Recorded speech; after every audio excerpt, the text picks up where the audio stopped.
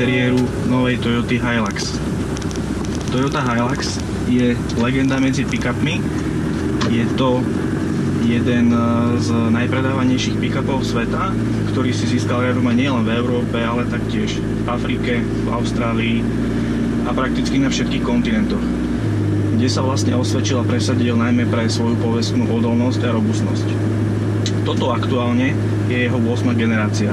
Samozrejme, Toyota sleduje ten trend, keď sa úžitkové vozidlá, kde vlastne patrí aj tento pick-up, snažia priblížiť k tradičným klasickým SUVčkám. To znamená, že Hilux prichádza s úplne novým dizajnom. Z môjho pohľadu ide o jednu z najkrajších Toyota, alebo jeden z najkrajších modelov Toyota dneška. A prepracovaný je kompletne interiér. Ten už sa, dá sa povedať, veľmi ponáša na civilné modely Toyota, čiže v tomto smere už nie je cítiť to, že je to vyslovene užitkové vozidlo. Máme tu pekné materiály, pekný dizajn. Samozrejme v našom prípade v najvyššej výbave Executive je tu taktiež dotykové rozhranie s odsúvacou kamerou.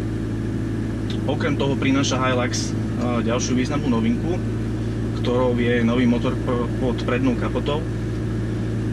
Medzigeneračne sa snížil objem.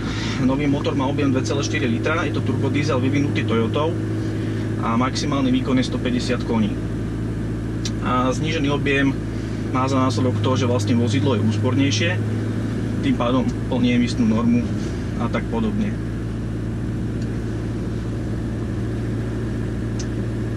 Dnešné pick-upy už nie sú len vyslovene rídzo pracovné vozidlá, ale mnohí užívateľia si ich kupujú aj z hľadiska imidžu, respektíve ako vozidla na voľný čas.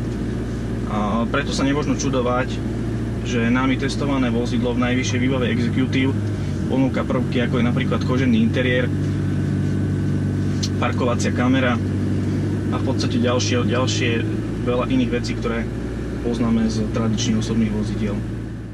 Hilux spokojne odvezie na korbe náklad s hmotnosťou viac ako 1 tony.